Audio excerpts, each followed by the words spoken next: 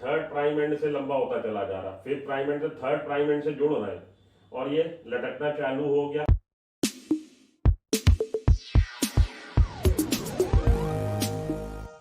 Hello, welcome to the Sumo biology online classes. हम लोग पढ़ रहे हैं क्लास 12 बायोलॉजी का chapter number 6 molecular basis of inheritance, जिसमें हम लोगों ने लास्ट लेक्चर में रेप्लिकेशन प्रोसेस को पढ़ा था। तो एक बार फिर से उसको थोड़ा सा रिवाइज कर लें। What is replication? Replication is the synthesis of DNA strand over the DNA. DNA पे डीएनए का बनना, दैट इज रेप्लिकेशन। तो डीएनए पे जब डीएनए बनता है उसको रेप्लिकेशन कहते हैं। रेप्लिका का मतलब होता है सेकंड कॉपी या अपनी प्रतिलिपि, फोटोकॉपी। अपनी जैसी प्रतिलिपि बनाना, रेप्लिका बनाना, रेप्लिकेशन। हम लोगों ने डीएनए पे डीएनए के बनने के प्रोसेस को रेप्लिकेशन के नाम से पढ़ा। तो synthesis of DNA over the strand of DNA, that is known as replication. And in the replication the DNA gets duplicated. DNA duplicate हो जाएगा। अगर एक मॉलिक्यूल है, दो मॉलिक्यूल हो जाएंगे। The whole of the DNA get duplicated in the process of replication. Replication के process में पूरे का पूरा डीएनए का डुप्लीकेशन होता। और ये प्रोसेस होता कब है? ये प्रोसेस आपकी इंटरफेज की एस फेज में होता है। हम लोग सेल साइकिल के दो फेज पढ़ेंगे, interphase and mitosis phase, M phase. Interphase की फर्दर हम लोग देखेंगे तीन फेजेस हैं इंटरफेज में, G1 phase, S and G2 phase. S phase में डीएनए डुप्लीकेशन हुआ था, ये हम लोग पढ़ चुके। और वहां पे हम लोगों ने डीएनए रेप्लिकेशन का पूरा प्रोसेस समझ लिया, मेन एंजाइम समझ लिया, सारी चीजें समझ ली। आज हमें पढ़ना है ट्रांसक्रिप्शन। ट्रांसक्रिप्शन क्या है? ट्रांसक्रिप्शन वो प्रोसेस है जिसमें डीएनए के स्ट्रैंड पे आरएनए बनता है। तो ट्रांसक्रिप्शन के लिए हम लोग कह सकते हैं synthesis of RNA over the strand of DNA, that is transcription. And it is different from replication. Replication से अलग है। रेप्लिकेशन में डीएनए पे डीएनए बना था, यहाँ डीएनए के स्ट्रैंड पे आरएनए बनना। एक पहली बात तो ये।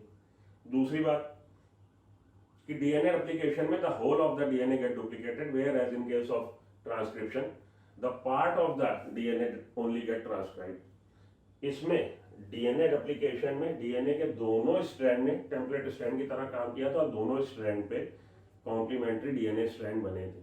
तो कंप्लीट डीएनए का डुप्लीकेशन हुआ था, कंप्लीट डीएनए का रेप्लिकेशन हुआ था, दोनों स्ट्रैंड पे हुआ था। Whereas in case of transcription, transcription में समथिंग डिफरेंट, कहानी थोड़ी सी डिफरेंट है। Only one strand get transcribed and only part of it. एक तो ट्रांसक्रिप्शन जो होना है केवल एक स्ट्रैंड पे होगा डीएनए के, and that strand is said to be the,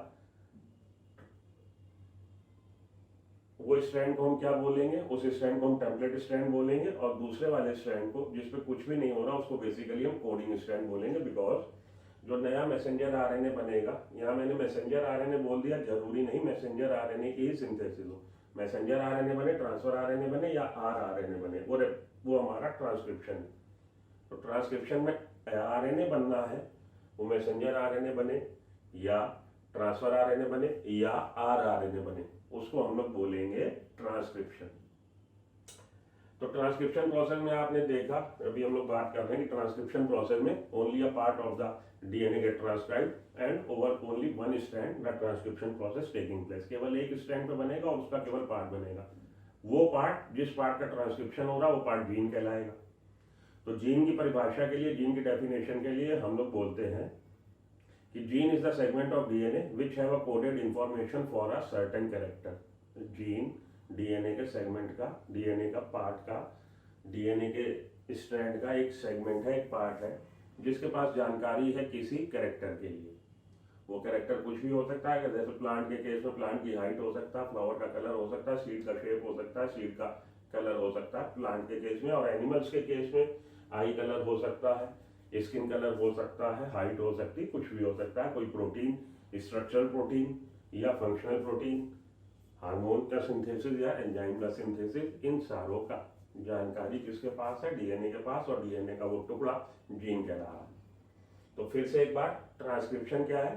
synthesis of RNA over the strand of DNA, that is transcription. And in the transcription process only one strand of the DNA get transcribed and only the some part of it. केवल एक strand पे और केवल कुछ part पे होगी। That part of the DNA strand is known to be as a gene, because gene is responsible for the expression of character. Gene के पास जानकारी है किसी एक कैरेक्टर के लिए, इसको हम लोग ट्रांसक्रिप्शन बोल रहे हैं। तो ट्रांसक्रिप्शन, जैसे कि रेप्लिकेशन की बात हुई कि रेप्लिकेशन होता है एस फेज में, ट्रांसक्रिप्शन डिफरेंशिएटेड सेल्स में G1 फेज या G2 फेज में होता है। चलिए आगे चलते हैं हम लोग। अब इसको फर्दर हम लोग डिटेल में डिस्क्रिप्शन स्टडी करते हैं कि ट्रांसक्रिप्शन क्या है। तो transcription is the process of formation of RNA molecule from the DNA, DNA के स्ट्रैंड पे आरएनए का बनना, that is transcription. If both strand get transcribed at the same time, अभी हमने बात करी कि प्रोसेस में, इस प्रोसेस में डीएनए के एक स्ट्रैंड का ट्रांसक्रिप्शन होगा, वो भी पूरे स्ट्रैंड का नहीं, some part of it only get transcribed, केवल कुछ पार्ट का होगा।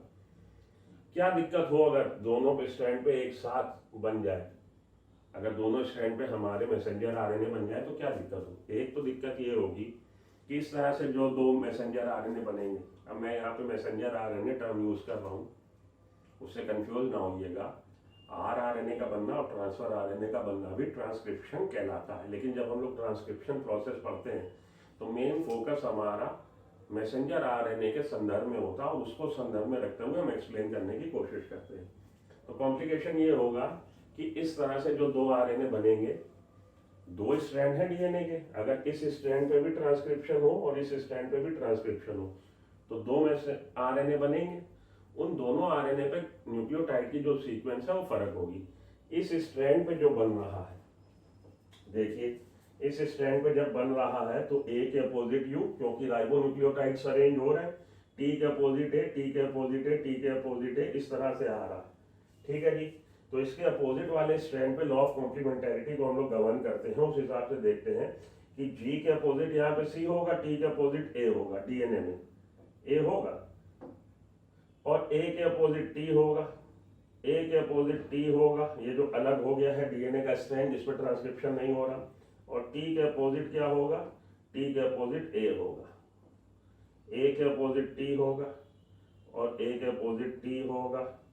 ये डीएनए का दूसरा। अब इस पे अगर मैसेंजर आरएनए बन रहा होता तो उस पर क्या सीक्वेंस आती, यहाँ पे हम उसकी कॉम्प्लीमेंट लिखें, ए के अपोजिट यहाँ पे बनता यू, यू आता, टी के अपोजिट आता ए, टी के अपोजिट आता ए।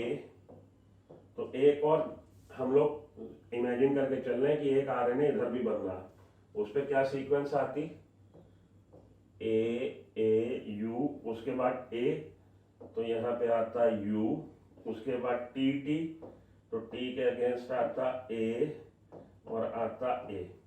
अब आप देखिए ये सीक्वेंस इसकी यू ए यू जी, ये जो सीक्वेंस है, ये सीक्वेंस और वो सीक्वेंस में फर्क है, वो सीक्वेंस में फर्क है। यहाँ पे बना है यू ए और यहाँ पे बना है यू ए, फर्क सीक्वेंस बनी है।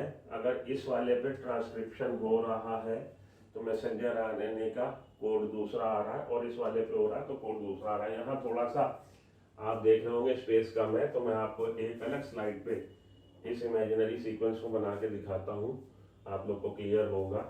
ये मानिए हमारा डीएनए का स्ट्रैंड है,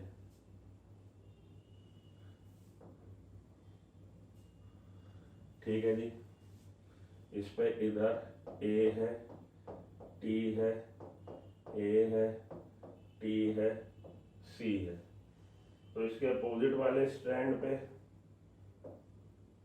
ए के अपोजिट यहाँ होगा टी, नीचे लिखे दे रहा हूँ, टी के अपोजिट होगा ए के अपोजिट होगा यू, टी के अपोजिट होगा ए और सी के अपोजिट होगा जी। ये मैंने दोनों डीएनए के स्ट्रैंड की सीक्वेंस लिखी है। अब देखिए अब क्या होने जा रहा है, इस वाले स्ट्रैंड पे अगर आरएनए बन रहा है तो आरएनए पे क्या सीक्वेंस आएगी, टी के अपोजिट क्या आएगा ए के अपोजिट आएगा यू के अपोजिट आएगा ए के अपोजिट आएगा यू, जी के अपोजिट आएगा सी, इस वाले स्ट्रैंड पे। और इस वाले स्ट्रैंड पे अगर मैसेंजर आरएनए बना तो क्या सीक्वेंस आएगी, उसको भी देख लेते हैं।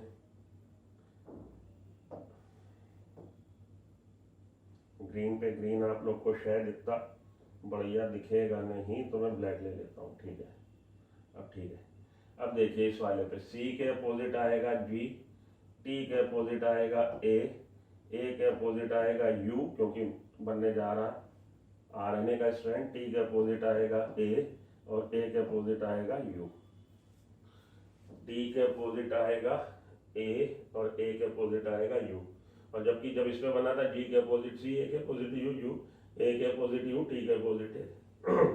ये देखिए इस वाले स्ट्रैंड पे जब बना था आरएनए, ये सीक्वेंस थी न्यूक्लियोटाइड की, और इस वाले स्ट्रैंड पे जब आरएनए बना ये सीक्वेंस थी। ये दोनों स्ट्रैंड देखिए न्यूक्लियोटाइड अलग अलग सीक्वेंस है। और ध्यान से देखिए ये वाला और ये वाला आपस में एक दूसरे के कॉम्प्लीमेंट्री हैं। पहली बात, अगर इस पे इसका ट्रांसलेशन होगा तो अमीनो एसिड का जो यूनियन मोरी पॉलीपेप्टाइड चेन बन रही, अमीनो एसिड अलग अलग होंगे। और इस वाले के से ट्रांसलेशन से अमीनो एसिड अलग अलग होंगे, क्योंकि ये तीन हमारे न्यूक्लियोटाइड कोडॉन है जो किसी हमारे अमीनो एसिड के लिए कोड लेके आ रहे हैं। तो ये तीन जिनके लिए कोड लेके आ रहे हैं, ये तीन अलग अलग हैं। तो मैसेंजर आरएनए के न्यूक्लियोटाइड अलग अलग हैं, इसलिए उनके ट्रांसलेशन से प्रोटीन अलग अलग बनेगी। पहली बात तो ये डिफरेंस जो मतलब गड़बड़ हो जाएगा अगर दोनों स्ट्रैंड पे मैसेंजर आरएनए बन गया। दूसरी दिक्कत ये होगी कि ये दोनों स्ट्रैंड एक दूसरे के कॉम्प्लीमेंटरी हैं। तो कॉम्प्लीमेंटरिटी के नियम को फॉलो करते हुए ये तुरंत डबल स्ट्रैंड मैसेंजर आरएनए या डबल स्ट्रैंड आरएनए बना देंगे, जिसका कि ट्रांसलेशन नहीं हो पाएगा। तो बेसिकली जीन के प्रोसेस, जीन का जो काम है जीन को एक्सप्रेस करना, जीन का एक्सप्रेशन नहीं हो पाएगा, जीन अपने को रिप्रेजेंट नहीं कर पाएगा, एक्सप्रेस नहीं कर पाएगा। तो जो प्रोटीन बननी चाहिए थी, जो पॉलीपेप्टाइड चेन बननी चाहिए थी सेल की मेटाबॉलिक एक्टिविटी के लिए, वो नहीं बनी। ये गड़बड़ हो जाएगी। इसलिए जब भी मैसेंजर आरएनए बनेगा वो डीएनए के केवल एक स्ट्रैंड पे बनेगा and some part of it, केवल कुछ पार्ट उसका ट्रांसक्राइब्ड होगा, पूरा होल डीएनए ट्रांसक्रिप्शन नहीं होगा। क्लियर हो गई जी बात। तो दो बातें हैं जिसकी वजह से डीएनए पे जब आरएनए बनता है तो दोनों स्ट्रैंड पे ना बन के केवल एक स्ट्रैंड पे बनता है। Therefore one DNA would end up giving rise to two different protein. इसलिए अगर डीएनए के दोनों स्ट्रैंड पे सिंथेसिस हो गई आरएनए की, तो एक डीएनए का स्ट्रैंड दो अलग अलग प्रोटीन के लिए कोड करेगा। Two RNA molecule so formed, वही बात हो रही है अभी डिस्कशन। दो आरएनए इस तरह से बनेंगे, will be complementary to each other, दोनों एक दूसरे के कॉम्प्लीमेंट्री होंगे। Hence would end up forming a double strand RNA. और डबल स्ट्रैंड आरएनए में लॉ ऑफ कॉम्प्लीमेंटरिटी को गवर्न करते हुए दोनों जो दो मैसेंजर आरएनए बने, अब मेरे मुंह से बार बार मैसेंजर आरएनए निकल रहा, मैंने बोला कि ट्रांसक्रिप्शन का ये मतलब नहीं है कि मैसेंजर आरएनए ही बने, आरएनए भी बन सकता है, टीआरएनए भी बन सकता है, बनता। लेकिन हम लोग जब इसको समझाने की कोशिश करते हैं तब हमारा पूरा फोकस आरएनए मैसेंजर आरएनए पे होता। तो दो आरएनए जो बने मैसेंजर आरएनए, फिर तो वो दोनों एक दूसरे के कॉम्प्लीमेंट्री होंगे, दोनों एक दूसरे के साथ बेस पेयरिंग कर लेंगे और डबल स्ट्रैंड आरएनए बना देंगे। और उनका जो बनने का जो हम लोग का जो ऑब्जेक्टिव है वो फुलफिल नहीं होगा, ट्रांसलेशन नहीं हो पाएगी, प्रोटीन नहीं बन पाएगी। अब हम लोग पढ़े ट्रांसक्रिप्शन यूनिट क्या होती है। Transcription unit, the segment of DNA that takes part in transcription is called transcription unit. वो भाग डीएनए का जो कि पार्टिसिपेट कर रहा है ट्रांसक्रिप्शन में, उसको ट्रांसक्रिप्शन यूनिट हम बोल रहे हैं। ट्रांसक्रिप्शन यूनिट में क्या क्या होगा, तीन चीजें होंगी, तीन प्राइमरली थ्री रीजन्स हैं। एक प्रमोटर है, स्ट्रक्चरल जीन और टर्मिनेटर। तो प्रमोटर क्या है, promoter is the that segment of DNA to which the DNA dependent RNA get DNA dependent RNA polymerase get attached to it and the process of transcription get started from here. Promoter site वो site है जिस site से DNA dependent RNA polymerase attach होगा और transcription process की शुरुआत होगी। तो segment of DNA from which the DNA dependent RNA polymerase get attached and the process of transcription begins from here. यहाँ से चालू हो जाएगा, वो प्रमोटर साइट कहलाएगी। स्ट्रक्चरल जीन क्या है, पार्ट ऑफ डीएनए, वो हिस्सा डीएनए का जिसका कि ट्रांसक्रिप्शन होना है। तो ये प्रमोटर से अटैच हुआ डीएनए डिपेंडेंट आरएनए पॉलीमरेज और स्लाइड करता हुआ प्रमोटर से टर्मिनेटर साइट तक आएगा। और ये हिस्सा स्ट्रक्चरल जीन कहला रहा, प्रमोटर और टर्मिनेटर के बीच का जो हिस्सा है वो स्ट्रक्चरल जीन कहला रहा है। स्ट्रक्चरल जीन क्या है, structural gene is that type of gene, the translation of which, the expression of which rather I should say, structural gene is that part of the DNA, the expression of which is required for the normal functioning of the cell. Cell की day to day normal functioning के लिए जो चीज़ें बननी है उन चीज़ों की जानकारी इसके पास है, स्ट्रक्चरल जीन के पास। नॉर्मल मेटाबॉलिक फंक्शन सेल का होता रहे, डे टू डे सेल काम करती रहे, तो कुछ चीज़ें हैं जो हमारी बॉडी में निरंतर बनती रहनी चाहिए, उनका एक्सप्रेशन आना चाहिए। इस तरह के genes, structural genes are the genes the expression of which required for the normal functioning of cell. Normal functioning cell के लिए, नॉर्मल मेटाबॉलिक एक्टिविटी के लिए इनका एक्सप्रेशन चाहिए होता है। इस तरह का जो जीन होते हैं उसको हम लोग स्ट्रक्चरल जीन बोलते हैं। टर्मिनेटर पे आ जाइए। What is terminator? तो terminator is that segment of DNA where the process of transcription get terminated, where when the DNA dependent RNA polymerase reach that portion of the DNA which causes the termination of the transcription process, that portion of the DNA is known as a terminator region। तो terminator region DNA का वो part है, वो हिस्सा है जहाँ पे transcription करता हुआ जब DNA डिपेंडेंट RNA पॉलीमरेज पहुंचेगा वहां पे आके ये प्रोसेस जो है टर्मिनेट हो जाएगा, उसको हम लोग बोलते हैं टर्मिनेटर। तो प्रमोटर वो साइट जहां से DNA dependent RNA polymerase attach हुआ, स्लाइड करता हुआ आगे चला, और टर्मिनेटर वो हिस्सा है डीएनए का जहां पे ये पहुंचा है अपना डीएनए डिपेंडेंट आरएनए पॉलीमरेज, वहां आके टर्मिनेशन हो जाना है, खत्म हो जाना है ट्रांसक्रिप्शन प्रोसेस का। तो प्रमोटर साइड से शुरू होके टर्मिनेटर साइड पे खत्म हो जाएगा। प्रमोटर और टर्मिनेटर के बीच का हिस्सा स्ट्रक्चरल जीन कहला रहा है, और इसका एक्सप्रेशन हमको नॉर्मल फंक्शनिंग सेल के लिए रिक्वायर्ड होता है, मेटाबॉलिक एक्टिविटी के लिए रिक्वायर्ड होता है। आगे चलते हैं। Enzyme involve. यहाँ पे एंजाइम कौन सा है? डीएनए डिपेंडेंट डीएनए पॉलीमरेज का रेप्लिकेशन में यहाँ पे डीएनए डिपेंडेंट आरएनए पॉलीमरेज है। तो ट्रांसक्रिप्शन का एंजाइम कौन सा है? RNA polymerase, DNA dependent RNA polymerase.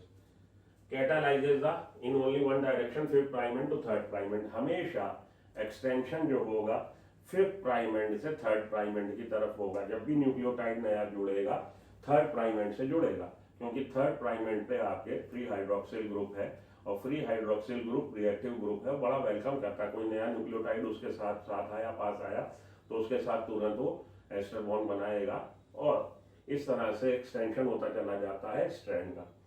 तो DNA dependent RNA polymerase, polymerisation हो रहा है राइबोन्यूक्लियोटाइड का या डीऑक्सीराइज, यहाँ पे राइबोन्यूक्लियोटाइड का हो रहा है। राइबोन्यूक्लियोटाइड एक के बाद दूसरे जुड़ते चले जाते हैं by means of ester bond formation between the 2 nucleotide.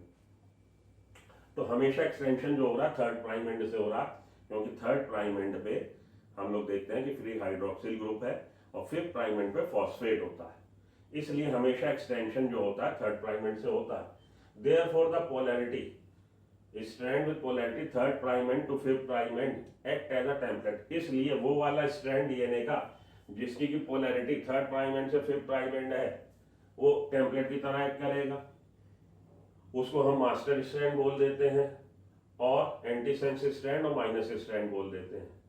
Whereas वो स्ट्रैंड जिसपे कुछ भी नहीं हो रहा, जिसकी की polarity 5th prime end to 3rd prime end है, वो स्ट्रैंड जिसकी polarity 3rd prime to 5th prime end है, वो टेम्पलेट की तरह काम कर रहा है, ट्रांसक्रिप्शन उसी पे हो रहा है, क्योंकि प्राइमर कहाँ लगेगा? 3rd प्राइम एंड पे लगेगा। तो 3rd प्राइम एंड के अपोजिट क्या होगा? 5th prime and. तो 3rd प्राइम एंड उसको फ्री मिल जाएगा हाइड्रोक्सिल ग्रुप, इसलिए जुड़ता चला जाएगा, एक्सटेंशन होता चला जाएगा। वेयर एज स्ट्रैंड जिसकी polarity 5th prime end to 3rd prime end है, वो कोडिंग स्ट्रैंड की तरह काम कर रहा, वो कोड दे रहा अपना, और उस पे basically 5th prime end to 3rd prime end वाला जो कोड दे रहा है अपना, लेकिन उसमें हो कुछ नहीं रहा। The strand with the 5th prime end 3rd prime end act as a coding strand, वो स्ट्रैंड कोडिंग स्ट्रैंड की तरह काम करेगा। विच इज मिसनॉमर, जो कि अपने आप में एक आपको मिसगाइड करने वाली बात है, मिसनॉमर है, क्योंकि इस स्ट्रैंड में कुछ हो नहीं रहा और हम उसको कोडिंग स्ट्रैंड बोल रहे हैं। लेकिन हो क्या रहा कि टेम्पलेट स्ट्रैंड पे जो मैसेंजर आरएनए बन रहा है, उस पर बेसिकली कोड न्यूक्लियोटाइड जो आ रहे हैं वो इसकी कॉपी आ रहे हैं कोडिंग स्ट्रैंड की, और इस स्ट्रैंड को हम सेंस स्ट्रैंड और प्लस स्ट्रैंड बोल रहे हैं कोडिंग स्ट्रैंड को। कोडिंग स्ट्रैंड है sequence similar to RNA form. Coding strand पे जो डीऑक्सीराइबोन्यूक्लियोटाइड की सीक्वेंस है, कोडिंग स्ट्रैंड की sequence, coding strand has the sequence similar to the RNA form after transcription, except for the change that thymine. एक change होगा कि जहां जहां थाइमिन होगा डीएनए के स्ट्रैंड में, उसकी जगह पे यूरेसिल। आइए देखें हुआ क्या है। हुआ ये है कि भाई एक ये स्ट्रैंड है डीएनए का, एक ये स्ट्रैंड है डीएनए का, ये 5th प्राइम एंड ये 3rd प्राइम एंड, ये 5th प्राइम एंड ये 3rd प्राइम एंड, ये वाला स्ट्रैंड हमारा 5th prime end to 3rd prime end वाला। अब हम पहले तो ये बताएं प्रमोटर किधर है। अगर हम बोल रहे हैं यहाँ पे प्रमोटर है, तो प्रमोटर हमेशा कोडिंग स्ट्रैंड के अपहिल होता, अभी आगे पढ़ेंगे। तो कोडिंग स्ट्रैंड कौन सा हो गया, ये, इसका मतलब है इस वाले स्ट्रैंड पे आरएनए का सिंथेसिस होगा। ये वाला हमारा कोडिंग स्ट्रैंड हो गया। अगर प्रमोटर ये है, प्रमोटर हम लोग बोलते हैं जो भी रेफरेंस दे रहे हैं, प्रमोटर की रेफरेंस हम लोग कोडिंग स्ट्रैंड के रेफरेंस से देते हैं। अगर ये प्रमोटर है तो कोडिंग स्ट्रैंड ये है, क्योंकि प्रमोटर हमेशा कोडिंग स्ट्रैंड के अपहिल एंड पे होता है। अपहिल एंड मतलब 5th प्राइम एंड और 3rd prime and. 5th prime and को हम लोग अपहिल एंड बोलते हैं, अपस्ट्रीम, और 3rd प्राइम एंड को हम लोग डाउन स्ट्रीम या डाउनहिल बोलते हैं। ऊपर से नीचे ढलान, तो 5th से 3rd की तरफ ढलान। तो ये प्रमोटर हो गया हमारा, ये प्रमोटर है, तो ये कोडिंग स्ट्रैंड है। इसका मतलब ये वाला टेम्पलेट स्ट्रैंड है। इस पे अगर सिंथेसिस हो आरएनए की तो कोड कौन से आएंगे, तो पहले तो हम इनके कोड लिखे ना, तभी तो हम बता पाएंगे। तो इनके कोड मानिए ए टी टी सी ए ए, ये तो इसके हो गए। और दूसरे वाले के लिखें कोड हम, दूसरे वाले के भी लिखते हैं।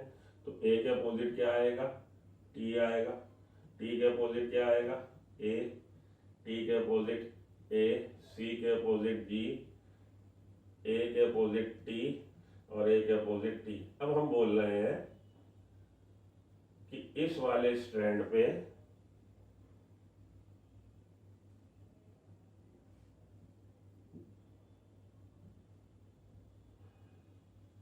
अब हम बोल रहे हैं कि इस वाले स्टैंड पे यहाँ पे हम फिर से लिख दें जी और यहाँ पे लिख दें टी। तो ऊपर भी बदले जरा सा, जी के अपोजिट सी और टी के अपोजिट ए। ठीक है जी। अब हम लोग बोल रहे हैं कि इस वाले स्ट्रैंड पे बना है आरएनए। ये हमारा, हमने तो वैसे इसको कोडिंग स्ट्रैंड बोला था, तो कोडिंग स्ट्रैंड इसको बोला, तो इस पे बनाते हैं आरएनए। ठीक है, उस पर नहीं बनाते, इस पे बनाते हैं आरएनए, क्योंकि ये कोडिंग स्ट्रैंड है तो इधर से आरएनए बनेगा। इधर से आरएनए बनेगा तो एक चीज और समझ लीजिए, प्राइमर आके लगेगा, प्राइमर आके लगेगा यहाँ हमारे, ये वाला कोडिंग स्ट्रैंड है तो ये टेम्पलेट स्ट्रैंड है। अंदर की तरफ मुझे बनाना चाहिए था, चलो बाहर से बन रहा है, लेकिन आप समझो बात को। प्राइमर यहाँ पे लगा तो इधर है 5th प्राइम एंड और यहाँ है 3rd प्राइम एंड। टी के अपोजिट क्या आया, टी के अपोजिट ए आया, ए के अपोजिट यू, ए के अपोजिट यू, जी के अपोजिट सी, जी के अपोजिट सी और टी के अपोजिट ए। ये बन गया हमारा आरएनए। अगर इस वाले स्ट्रैंड पे सिंथेसिस हुई है, इस वाले स्ट्रैंड पे सिंथेसिस हुई है तो ये आरएनए बना। तो देखिए इसके जो कोड है बिल्कुल यही वाले हैं, फर्क सिर्फ ये है कि जहां जहां थाइमिन है डीएनए के स्ट्रैंड में वहां वहां यू आ गया। और अगर इस वाले स्ट्रैंड पे ना बन के इस वाले स्ट्रैंड पे बनता तो क्या होता, तो पहली बात तो प्रमोटर यहाँ पे होता तब इस स्ट्रैंड पे बनता, क्योंकि अगर प्रमोटर यहाँ होता, इस एंड पे होता प्रमोटर, तो ये वाला स्ट्रैंड हमारा कोडिंग स्ट्रैंड हो जाता और ये वाला स्ट्रैंड टेम्पलेट स्ट्रैंड हो जाता। तब इस वाले स्ट्रैंड पे सिंथेसिस होती आरएनए की, तब क्या सीन बनता, तो देख लेते हैं तब क्या सीन बनता। अगर इस वाले स्ट्रैंड पे आरएनए की सिंथेसिस हुई है तो जो बनता, ए के अपोजिट क्या आता, यू, सी के अपोजिट क्या आता, जी, सी के अपोजिट क्या आता, जी, टी के अपोजिट क्या आता, ए, टी के अपोजिट क्या आता, ए, और ए के अपोजिट क्या आता, यू। तो इस वाले स्ट्रैंड पे अगर सिंथेसिस होती तो ये कोड आते। ठीक है जी। अब आपको क्लियर है, वो जो बात पहले बोली थी कि दोनों स्ट्रैंड पे अगर नहीं होता तो क्यों नहीं होता, ये देखिए दोनों एक दूसरे के कॉम्प्लीमेंट्री है। इस वाले स्ट्रैंड पे जब आरएनए बना है तो जो कोड आए हैं वो बेसिकली इसी का कोड है। फर्क ये है कि जहां जहां थाइमिन है वहां वहां यूरेसिल आ गया। और इस वाले स्ट्रैंड पे जब आरएनए बना तो ये वाले कोड आए हैं, फर्क ये है कि जहां जहां टी है वहां वहां यू आ गया। क्लियर है जी। तो जिस वाले पे बनता है आरएनए उसको हम बोलते हैं टेम्पलेट और दूसरे वाले को बोलते हैं कोडिंग। क्योंकि टेम्पलेट स्ट्रैंड पे हमेशा एक्सटेंशन थर्ड प्राइम एंड, यहाँ पे थर्ड प्राइम एंड है, यहाँ पे OH ग्रुप है, तो पीछे से एक न्यूक्लियोटाइड और आया, 5 प्राइम एंड पे है फॉस्फेट, वो फिर से डायस्टर बॉन्ड बना लेंगे, यहाँ पे फिर OH ग्रुप है थर्ड पे, पीछे से एक और आएगा न्यूक्लियोटाइड, और इस तरह से इसका एक्सटेंशन होता चला जाएगा। अब अगर इधर से न्यूक्लियोटाइड आए मानिए, तो फिर प्राइम एंड पे है फ्री फॉस्फेट, तो उसको वेलकम करने वाला कोई नहीं है। आप अपने उस दोस्त के यहाँ जाना पसंद करते हो जो आपको वेलकम करे, जो आपको देख के मुंह बना रहा, आप उसके यहाँ क्यों जाओगे? अगर हम आगे से सोचें, इसमें जोड़ दें, फिर प्राइम एंड पे फ्री फॉस्फेट है, वो वेलकम ही नहीं कर रहा, तो आगे से न्यूक्लियोटाइड नहीं जुड़ सकता। Rather I should say extension जो है फिफ्थ प्राइम एंड से नहीं हो सकता, एक्सटेंशन हमेशा थर्ड प्राइम एंड से होता। ये कारण है कि थर्ड प्राइम एंड पे फ्री हाइड्रोक्सिल ग्रुप है, इसलिए हमेशा इलोंगेशन फिफ्थ से थर्ड की तरफ होता। क्लियर है? ये दो बातें आपको क्लियर हुई? चलिए आगे चले, जहां से आ गए थे वापस वहीं चले। तो ये बात हो रही थी, अब हम लोग डिस्क्राइब करें एंजाइम, ये बात हो रही थी, इसी को डिस्कस करते हुए हम उधर चले गए थे कि हमेशा extension fifth prime end to third prime end होता, फिफ्थ प्राइम एंड से थर्ड प्राइम एंड की तरफ हमेशा थर्ड प्राइम एंड से जुड़ेगा हमेशा। The strand with polarity fifth prime end third prime end act as a coding strand which is a misnomer और sense strand. तो हमेशा एक्सटेंशन जो हो रहा है थर्ड प्राइम एंड पे फ्री हाइड्रोक्सिल ग्रुप है, इस वजह से थर्ड प्राइम एंड पे फ्री हाइड्रोक्सिल ग्रुप होने की वजह से हम लोग देखेंगे कि उधर से जुड़ते रहेंगे, चीजें जुड़ती रहेंगी, थर्ड प्राइम एंड से जुड़ती रहेंगी। ठीक है जी? तो थर्ड प्राइम एंड से जुड़ेगा हमेशा, एक्सटेंशन जो होगा थर्ड प्राइम एंड से होगा। ये आपका फिफ्थ प्राइम एंड, ये आपका थर्ड प्राइम एंड, जहाँ पे OH ग्रुप है, पीछे से एक और आया तो फिफ्थ प्राइम एंड पे फॉस्फेट, उनके बीच में एस्टर बॉन्ड, और इधर थर्ड प्राइम एंड, यहाँ पे फिर OH, फिर से एक आएगा, जुड़ते चले जाएंगे, इस तरह से एक्सटेंशन होता चला जाएगा। ओके, चलिए आगे चले। क्लियर हुआ होगा आपको? जीन क्या है? The DNA sequence which code for a transfer RNA, rRNA और मैसेंजर RNA। तो जीन DNA का वो सेगमेंट है जिसके पास जानकारी है, किसके लिए? किसी कैरेक्टर के लिए। और जीन पे जब ट्रांसक्रिप्शन होता है तो मैसेंजर RNA या rRNA या ट्रांसफर RNA बनता है, इसी को हम जीन बोलते हैं, जिसको आज की तारीख में हम लोग नया टर्म ले आए, सिस्ट्रॉन। तो सिस्ट्रॉन के लिए यूज करते हैं, cistron is that segment of DNA which have a coded information for the synthesis of polypeptide chain। Polypeptide chain बनने के लिए जानकारी जो है DNA के जिस टुकड़े के पास, उसको हम लोग सिस्ट्रॉन बोल रहे हैं। और DNA के उस टुकड़े के ट्रांसक्रिप्शन से अगर एक से ज्यादा पॉलीपेप्टाइड चेन बन रही है तो पॉलीसिस्टोनिक जीन है, और DNA के उस टुकड़े को जिसको सिस्ट्रॉन बोल रहे हैं, उसके ट्रांसक्रिप्शन और ट्रांसलेशन से अगर एक ही प्रोटीन बन रही है तो मोनोसिस्टोनिक जीन है। मोनोसिस्टोनिक जीन और पॉलीसिस्टोनिक जीन भी आप लगे हाथ समझ गए। The structural gene code for could be of two type, monocystonic and polycystonic। बात आपको समझा दी कि मोनोसिस्टोनिक जीन कौन, पॉलीसिस्टोनिक जीन कौन। अब जीन में जब मैसेंजर RNA बनता है जीन के ट्रांसक्रिप्शन से, तो उसमें दो तरह के हम देखते हैं कोडिंग सीक्वेंस होते हैं, एक तो जो अपने को एक्सप्रेस करते हैं और एक जो अपने को एक्सप्रेस नहीं करते। तो एक्सॉन और इंट्रॉन कहलाते हैं। एक्सॉन कोडिंग सीक्वेंसेस वो न्यूक्लियोटाइड्स है, वो सीक्वेंस है न्यूक्लियोटाइड की जो अपने को एक्सप्रेस करते हैं, और नॉन कोडिंग वो न्यूक्लियोटाइड की सीक्वेंस है जो अपने को एक्सप्रेस नहीं करते। Exon sequences that code for a particular character, जो किसी कैरेक्टर के लिए कोड लेके आ रहे हैं, दैट इज एक्सप्रेस, और जो अपने को एक्सप्रेस करेंगे in the mature and process messenger RNA, mature messenger RNA में होंगे, और इनके एक्सप्रेशन से, इन्हीं के डिकोडिंग से, ट्रांसलेशन से बनेगी प्रोटीन। तो इन्होंने बेसिकली अपने को एक्सप्रेस कर दिया। इंट्रॉन क्या है? इंट्रॉन इंटरप्टेड सीक्वेंस है। तो कोडिंग सीक्वेंस के बीच बीच में सर्टेन न्यूक्लियोटाइड की सीक्वेंस ऐसी है जो नॉन कोडिंग है, जो किसी काम की नहीं है, तो उसको स्प्लाइसिंग के द्वारा हटा दिया जाता है, इंट्रॉन्स रिमूव कर दिए जाएंगे और एक्सॉन्स जोड़ दिए जाएंगे। तो इंटरप्टिंग सीक्वेंस, इंटरप्ट करना, बीच बीच में रुकावट, बाधा पैदा करना, interrupting sequences that do not appear in a mature and processed RNA। तो प्रोसेस्ड RNA या मैच्योर मैसेंजर RNA में इनको हटा दिया जाता है स्प्लाइसिंग के द्वारा, और ये अपने को जब में होंगे नहीं तो एक्सप्रेस कैसे करेंगे। ट्रांसक्रिप्शन प्रोसेस, अब बात कर लें कि ट्रांसक्रिप्शन प्रोसेस कैसे होता है। तो अभी तक हम लोगों ने बात करी ट्रांसक्रिप्शन क्या है, ट्रांसक्रिप्शन के बाद हम लोगों ने ट्रांसक्रिप्शन यूनिट की बात करी कि DNA के जिस टुकड़े का हो रहा है उसको ट्रांसक्रिप्शन यूनिट बोल रहे हैं। फर्दर उसमें बात करी what is promoter and what is terminator और स्ट्रक्चरल जीन। स्ट्रक्चरल जीन को फिर डिफाइन किया कि जीन क्या है। जीन को डिफाइन करने के बाद लेटेस्ट टर्म सिस्ट्रॉन को डिफाइन किया कि सिस्ट्रॉन क्या है, और सिस्ट्रॉन को फर्दर हम लोगों ने पॉलीसिस्टोनिक और मोनोसिस्टोनिक जीन को डिस्क्राइब किया। आगे चलता हूं, ट्रांसक्रिप्शन प्रोसेस पे आता हूं कि ट्रांसक्रिप्शन प्रोसेस कैसे होता है। ट्रांसक्रिप्शन है 3 स्टेप, 3 स्टेप प्रोसेस है। Initiation, elongation and termination. Initiation शुरुआत, इलोंगेशन प्रोसेस का मतलब ये जो ट्रांसक्रिप्शन हो रहा है, आरएनए बन रहा है, आरएनए का इलोंगेशन होगा। इनिशिएशन शुरुआत होने के बाद आरएनए का इलोंगेशन और फर्दर आखिरी में आके टर्मिनेशन। भाई कहीं तो जाके टर्मिनेट, कहानी किस्सा खत्म करोगे तो कहानी किस्से की शुरुआत प्रमोटर साइड से, फिर उसकी पूरी स्टोरी शोले की, और आखिरी में आके जय जी मरे और ये हमारे गब्बर सिंह भी पकड़ लिए गए, शो कहानी खत्म। तो टर्मिनेट कहीं पे तो जाके होगा, प्रोसेस चालू हुआ कि होता ही जाएगा।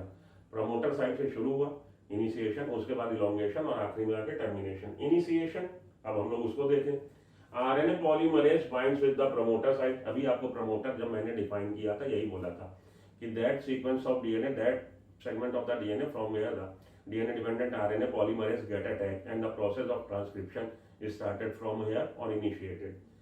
प्रमोटर साइट पे अटैच हो जाएगा, initiate the process, transcription process शुरू हो गया। एसोसिएशन विद इनिशिएशन फैक्टर, ये ध्यान दीजिए, initiation factor alters the specificity of RNA polymerase to initiate the transcription। अब हम ये देख रहे हैं ये 3 प्रोसेस हैं, मतलब ट्रांसक्रिप्शन प्रोसेस के 3 चरण है, 3 स्टेप है, इनिशिएशन, इलोंगेशन है, termination. DNA dependent RNA polymerase prokaryotic cell में एक ही है। अब वो एक ही एंजाइम तीनों प्रोसेस कैसे कर लेता है, तो भाई शुरुआत में उससे जुड़ेगा इनिशिएशन फैक्टर, दैट इज हम लोग बोलेंगे सिग्मा फैक्टर। शुरुआत उससे होगी, इनिशिएशन जब होने जा रहा है तो सिग्मा फैक्टर उससे जुड़ेगा, जिसको हम इनिशिएशन फैक्टर बोलते हैं। और इसके जुड़ने से, डीएनए डिपेंडेंट आरएनए पॉलीमरेज से सिग्मा फैक्टर के जुड़ने से आरएनए पॉलीमरेज में सर्टेन कॉन्फ़िगरेशनल चेंज होंगे, जिसकी वजह से ये शुरुआत कर पाने में ट्रांसक्रिप्शन की सफल हो पाएगा। इन मैनी केसेस प्रमोटर है, ये आपकी बुक के बाहर की एनसीईआरटी की लाइन नहीं है, लेकिन आप पहले नकाश के मॉड्यूल देखेंगे या हाई बुक्स देखेंगे बीएससी वगैरह की, उसमें ये चीज लिखी रहती है। In many cases the promoter has eighty rich region.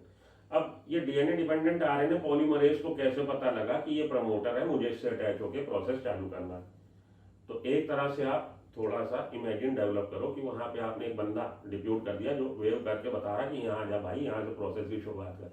वो बंदा कौन है? एटी रिच, एटी या एटीटी इस तरह की अक्रेंस मिलेगी, इसलिए हम इसको टाटा बॉक्स बोलते हैं। टी टाटा बॉक्स या प्रिमनाव बॉक्स भी बोलते हैं। तो प्रिमनाव बॉक्स या टाटा बॉक्स याद रखिएगा, जहां पे अकरेंस टी की काफी है। ये हो गया इनिशिएशन, शुरुआत। अब इलोंगेशन पे आइए, तो इलोंगेशन ही अपने दम पे अकेले कर लेगा। प्रोसेस की शुरुआत होने के बाद ट्रांसक्रिप्शन की शुरुआत, इनिशिएशन, जब ये अटैच हुआ है DNA dependent RNA polymerase promoter site से, तो प्रमोटर साइट से अकेले दम पे अपने नहीं हो पा रहा, तब इसको सहायता कर दी सिग्मा ने कि चलो भाई मैं तुम्हारी सहायता कर दूं, तुम्हें कुछ दिक्कत हो रही है। तो जब सिग्मा फैक्टर इससे अटैच हुआ, initiation factor, DNA dependent RNA polymerase में सर्टेन कॉन्फ़िगरेशनल चेंजेस हुए, उन कॉन्फ़िगरेशनल चेंजेस की वजह से ये शुरुआत कर पाया, इनिशिएशन हो गया। अब इलोंगेशन होना, elongation RNA polymerase uses nucleotide triphosphate as a substrate. ये बात ध्यान में रखिएगा कि सबस्ट्रेट के तौर पे जो यूज हो रहे हैं वो न्यूक्लियोसाइड ट्राइफॉस्फेट हो रहे हैं, जबकि डीएनए में भी न्यूक्लियोसाइड डीऑक्सीराइबो न्यूक्लियोसाइड ट्राइफॉस्फेट हुए थे, यहाँ पे राइबो न्यूक्लियोसाइड ट्राइफॉस्फेट है। डीऑक्सीराइबोज शुगर थी या राइबोज थी, पहली बात। दूसरी बात, डीएनए का मॉलिक्यूल हो, आरएनए का मॉलिक्यूल हो, जुड़ते हैं मोनोफॉस्फेट, एटीपी एडिनोसिन ट्राइफॉस्फेट, लेकिन जो जुड़ेगा न्यूक्लियोटाइड जो जुड़ेंगे वो मोनोफॉस्फेट होंगे, एएमपी या सीएमपी या जीएमपी। ठीक है जी। तो यहाँ पे भी न्यूक्लियोसाइड ट्राइफॉस्फेट शुरुआत कर रहे हैं प्रोसेस की, सबस्ट्रेट ये है, लेकिन आरएनए के मॉलिक्यूल में मोनोफॉस्फेट होंगे, इनके 2 टर्मिनल बॉन्ड टूट जाएंगे और वो इतनी एनर्जी रिलीज करेंगे कि पॉलीमराइजेशन हो जाए। भाई न्यूक्लियोटाइड आपस में जुड़ेंगे, बॉन्ड फॉर्मेशन होगा, एनर्जी चाहिए होगी, वो एनर्जी कौन प्रोवाइड कर रहा? वो एनर्जी इनके 2 टर्मिनल बॉन्ड फॉस्फेट जो हाई एनर्जी बॉन्ड होते हैं उनके टूटने से वो एनर्जी निकलती है। तो आरएनए पॉलीमरेज न्यूक्लियोसाइड ट्राइफॉस्फेट, यहाँ पे न्यूक्लियोसाइड होना चाहिए था। न्यूक्लियोटाइड का मतलब ही है न्यूक्लियोसाइड अलोंग विद हमारा phosphate moiety, that is nucleotide. अगर यहाँ पे न्यूक्लियोटाइड ट्राईफॉस्फेट लिखा है तो यहाँ पे न्यूक्लियोसाइड होना चाहिए, वो ज़्यादा अप्रोप्रिएट होगा। न्यूक्लियोसाइड ट्राईफॉस्फेट, चलिए nucleoside triphosphate as a substrate and polymerization occurs according to the law of complementarity। polymerization होता चला जाएगा, टर्मिनेशन भाई आखिर लंबा होता चला जा रहा है, आखिर में टर्मिनेट तो होगा। Termination occurs when termination factor rho factor, तो केवल DNA dependent RNA polymerase 3 step है, 3 मतलब उसमें चरण है, केवल इलोंगेशन अपने एंड पे अपने दम पे कर पाता है। बाकी के लिए इनिशिएशन के लिए उसको सिग्मा फैक्टर की दरकार है और टर्मिनेशन के लिए उसको रो फैक्टर की दरकार है, जरूरत है।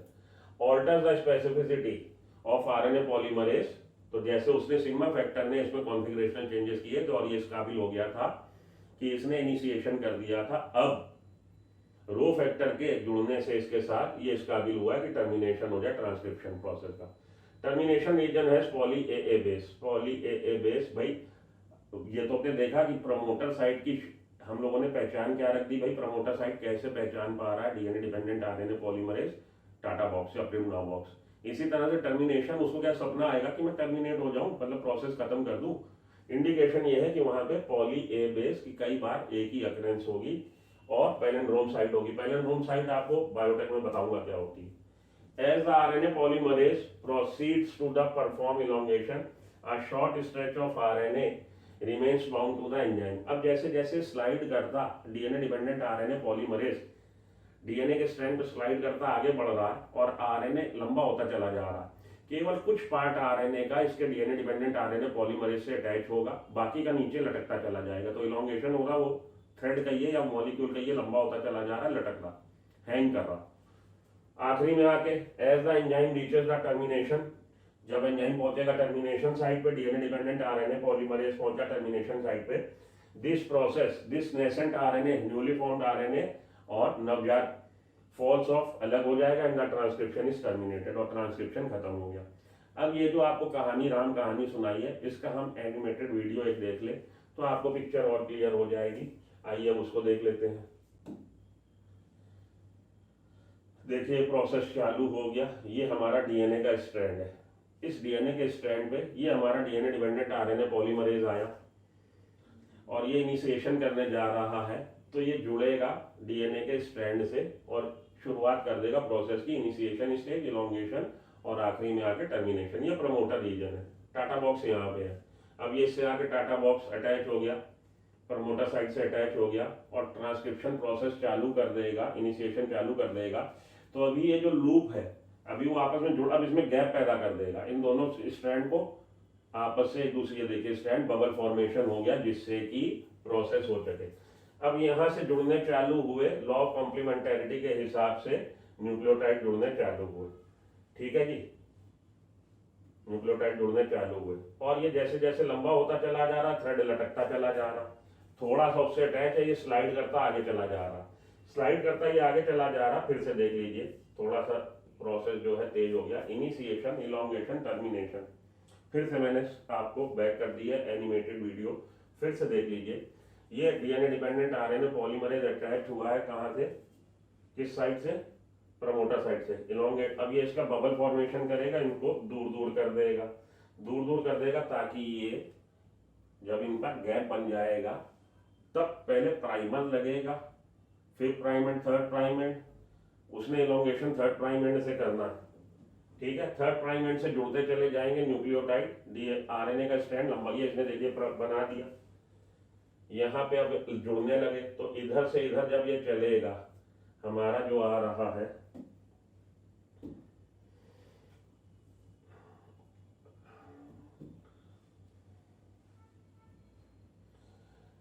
इसमें देखिए अब जो जुड़ना चालू हुए हैं, फिफ्थ प्राइम एंड थर्ड, ये third prime end, third prime end से लंबा होता चला जा रहा, फिफ्थ प्राइम एंड से थर्ड प्राइम एंड से जुड़ रहे हैं और ये लटकना चालू हो गया, केवल थोड़ा सा पॉइंट लगा रहेगा उसमें, बाकी इलोंगेशन। आखिरी में जब टर्मिनेशन आएगा तब प्रोसेस टर्मिनेट हो जाएगा। स्लाइड करता करता ये चल रहा, टर्मिनेटर पॉइंट पे आया, टर्मिनेटर पॉइंट पे आएगा, सब चीजें डिसमेंटल हो जाएंगी। इससे फॉर टाइम बीइंग जुड़ा रो फैक्टर, ये अलग, डीएनए अलग, डीएनए जो बबल बन गया था वापस जुड़ जाएगा और ये हमारा न्यूली फॉर्म मैसेंजर आरएनए है, नेसेंट आरएनए। इसमें इंट्रॉन्स और एक्सॉन्स है। तो ये हमने एक्सॉन्स दिखा दिए, ये इंट्रॉन्स दिखा दिए। अब हमें क्या करना है, इंट्रॉन्स हटाने, क्योंकि इंट्रॉन्स अपने को एक्सप्रेस नहीं करेंगे। तो स्प्लाइसिंग होगी, काट छांट होगी। काट छांट में एंजाइम कौन सा है, स्प्लाइजोसोम। अब स्प्लाइजोसोम आएगा, इसको काट के निकालेगा। चलो भाई आ जाओ, स्प्लाइजोसोम आओ और इसको काट के निकालो। इसके अलावा क्या होगा, इसकी कैपिंग और टेलिंग होगी। ये आ गया हमारा स्प्लाइजोसोम जो इंट्रॉन्स को काटेगा, काट के रिमूव कर देगा। ये हुई थी स्प्लाइसिंग, इंट्रॉन्स रिमूव कर दिए गए स्प्लाइजोसोम के द्वारा और एक्सॉन्स डीएनए लाइगेज के द्वारा जोड़ दिए गए। जो टुकड़े बने वो डीएनए, और इसमें fifth prime end third prime and capping और टेलिंग हो गई।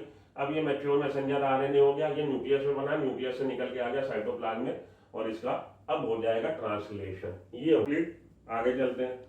What are monocistronic and polycistronic gene. I think मैंने पहले ही आपको एक्सप्लेन कर दिया कि मोनोसिस्टोनिक जीन क्या है, पॉलीसिस्टोनिक जीन क्या है। मोनोसिस्टोनिक जीन वो जीन है जिसके ट्रांसक्रिप्शन और ट्रांसलेशन से, जिसके मोनोसिस्टोनिक जीन वो जीन है जिसके ट्रांसक्रिप्शन और ट्रांसलेशन से एक पॉलीपेप्टाइड चेन बने। और पॉलीसिस्टोनिक जीन वो है जिसके ट्रांसक्रिप्शन से जो बना मैसेंजर आरएनए वो कहलाएगा पॉलीसिस्टोनिक मैसेंजर आरएनए, और ट्रांसलेशन, उसके ट्रांसलेशन से कई पॉलीपेप्टाइड चेन बने, मल्टीपल पॉलीपेप्टाइड चेन बने। तो मोनोसिस्टोनिक जीन और पॉलीसिस्टोनिक जीन ये होते हैं। मोनोसिस्टोनिक जीन बेसिकली आपको मिलते हैं ज्यादातर यूकैरियोटिक सेल में, वेयरएज प्रोकैरियोटिक सेल में ज्यादातर पॉलीसिस्टोनिक जीन मिलते हैं। Complexity associated with the transcription, क्या इनमें जटिलताएं क्या है। प्रोकैरियोट के केस में क्लियर कट डिमार्केशन नहीं है। प्रोकैरियोट के केस में आप जानते हैं कि जेनेटिक मटेरियल न्यूक्लियर मेम्ब्रेन से बाउंड नहीं है, तो न्यूक्लियोप्लाज्म और साइटोप्लाज्म का कंपार्टमेंटाइजेशन नहीं है, एक ही जगह पे सब कुछ हो रहा है। सेल के अंदर, सेल मेम्ब्रेन के अंदर वहीं पे न्यूक्लियोइड है और वहीं पे सब इसकी बायोसिंथेटिक मशीनरी प्रोटीन सिंथेसिस की है। तो यूकैरियोटिक के केस में तो genetic material bound by the nuclear membrane. तो मैसेंजर आरएनए जो बनता है न्यूक्लियस के अंदर बनता है, उसके बाद वो न्यूक्लियर पोर्ट से निकल के बाहर आता है after capping, telling and processing. लेकिन प्रोकैरियोटिक के केस में सब कुछ वहीं पे साइटोप्लाज्म में ही, मेन एरिना वहीं सब कुछ हो रहा। तो जब ये ट्रांसक्रिप्शन हो रहा है, इससे पहले कि ट्रांसक्रिप्शन खत्म हो, ये डिसमेंटल हो कि डीएनए पॉलीमरेज अलग हो, जो लटक रहा है हमारा मैसेंजर आरएनए, ट्रांसलेशन साथ के साथ चालू हो जाता है और कैपिंग और टेलिंग की जरूरत नहीं। There is no clear cut demarcation between cytosol nucleus, है ही नहीं। Therefore, translation can begin even when the transcription process is still going on. Transcription process अभी हो ही रहा है, ट्रांसलेशन चालू हो जाएगा। In prokaryote transcription and translate साथ के साथ होते हैं, कपल्ड रिएक्शन है कि साथ के साथ हो रहे हैं। इन यूकैरियोट में क्या है, 3 different kinds of RNA polymerase, 3 RNA polymerase है, 3 तरह के। वहां पे एक ही तरह का था। आरएनए पॉलीमरेज ये आरआरएनए के लिए ट्रांसक्रिप्शन करता है 28S, 18S and 5.8S। RNA polymerase 2 heterogeneous nuclear RNA, messenger RNA का precursor, heterogeneous nuclear messenger RNA, इसके लिए कर रहा ट्रांसक्रिप्शन। और आरएनए पॉलीमरेज 3 ये ट्रांसफर आरएनए का ट्रांसक्रिप्शन करता है, SN RNA small nuclear RNA का ट्रांसक्रिप्शन करता है, एंड 5S आरआरएनए। ये 5S और आरआरएनए के बीच में थोड़ा सा गैप है। अपनी एनसीईआरटी में 5SR, तो बच्चा सोचता है कि जैसे एसएन स्मॉल न्यूक्लियर है ऐसे ही एसआर स्मॉल राइबोसोम या कुछ होगा, ऐसा नहीं है। 5S फॉर सेडिमेंटेशन कॉशन को बता रहा है, और ये आरआरएनए राइबोसोमल आरआरएनए को बता रहा। तो 5S थोड़ा सा गैप, जैसे ये 18S और 28S आरआरएनए को बता रहा, उसी में 5S आरआरएनए को बता रहा। तो 3 तरह के हमारे डीएनए डिपेंडेंट आरएनए पॉलीमरेज और उनके काम। Precursor of messenger RNA that is heteronuclear RNA contains both exon और इंट्रॉन दोनों होते हैं, और उसको रिमूव करना स्प्लाइसिंग है, और वो प्रोसेस आपको मैंने दिखा भी दिया।